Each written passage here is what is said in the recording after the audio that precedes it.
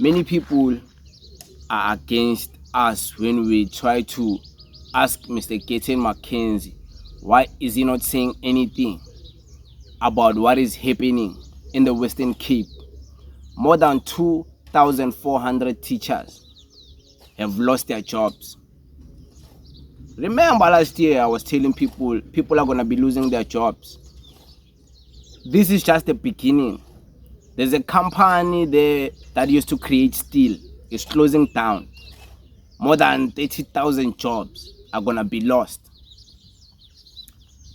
And this doesn't make news, by the way.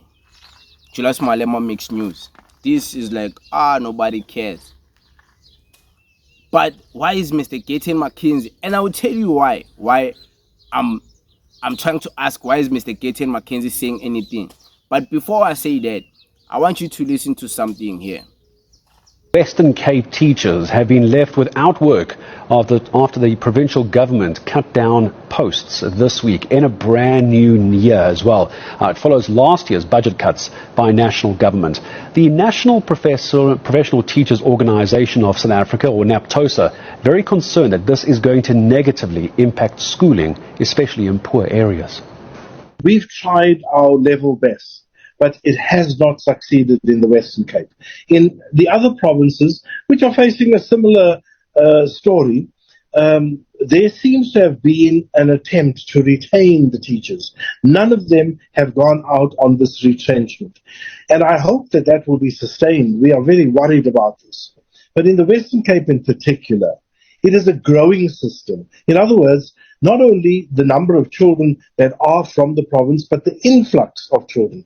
So it beggars belief that we could reduce the number of teachers in a system that is expanding. And that is where a major concern of ours lies, particularly its impact on the poorest of the poor schools. When we talk about the 2,400, these are teachers, primarily young teachers, primarily new people in the profession that have been in temporary posts.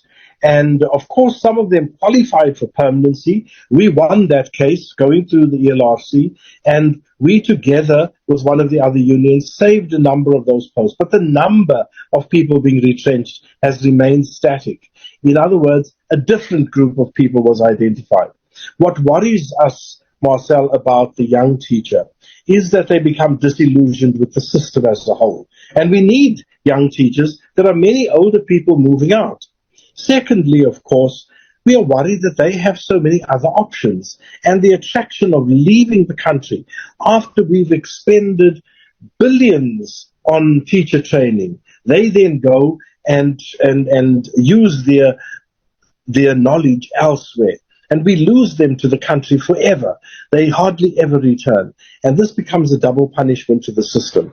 So with our growing system, particularly Gauteng, Eastern Cape, KZN, and the Western Cape, where there's a large influx, we need to do something different. You just listen, right? This man is a leader of some union that represents teachers, represent disgruntled workers who are working for the government, always at the edge of the knife when certain decisions are made by politicians. So, with that being said, the reason why I'm asking, why is Mr. Gayton Mchenzie not saying anything, is because Mr. Gayton Mchenzie, to those who don't know, his political party, the Patriotic Alliance, got majority of its base and its vote in the Western Cape. Almost more than 80% of the vote Patriotic Alliance got, it was in the Western Cape. So that's why I'm saying, why is he not saying anything for his constituency base, for his people who put him into power? You don't have to say you're going to create a solution, but you can speak and give people confidence that you are aware of what's happening. And by the way, maybe he's not saying anything because this is not going to be affecting black teachers. This isn't going to be affecting teachers. It's not going to be affecting white teachers, I meant to say. This isn't going to be affecting teachers who are white. This is going to be affecting black and colored teachers. Like you heard from this a man speaking there. He's saying majority of these people who are going to be losing these jobs, it's not even majority old people. It's usually new teachers in the game. Young people who recently graduated and then they got a job 3, 4, 5 years. Now they are losing the jobs because the budget cuts. But we hear everywhere, everyone is talking about the growth economy in the Western Cape. So much money in the Western Cape, but the budget, somehow when it's supposed to be teachers who are black losing jobs, the justification is budget. But it's a growing economy, the Western Cape, one of the richest economies within provinces in South Africa. Hey, budget cuts, people are losing jobs. Teachers, more than 2,400. That's many families. That's plenty of people who are going to be losing jobs, guys. This is not a situation where one person loses jobs. More than 2,400. How many schools are going to have to close down? How many kids are going to have to go to a school that is far from their local neighboring? Because that school, they chase the teachers. And then they have to go far, travel miles. There's no one to take care of them. No one has money to. Kids are going to end up sitting down, not going to school in the Western Cape. And then when you check, the places affected by this is the places where there's majority black people and majority colored people in the Western Cape. It's never where there's white people. White people, they go to their own school, private schools. Yeah, we're not talking about private schools, by the way. We're talking about the schools where it's public schools, the government schools. And we know in the Western Cape, the situation there is run by white people, by the way. The DA has so much power in the Western Cape. Gayton, Mchenzie, they are running some wards in the Western Cape. Majority wards of them they own or they are running is colored people base. And those colored people base wards are the ones affected by this. That's what I'm saying. Where is Mr. Gayton Mchenzie to say something about this? Is he not aware? He's aware. He's very much aware what's happening. But hey, the Bella Peel, we are marching with the orange team.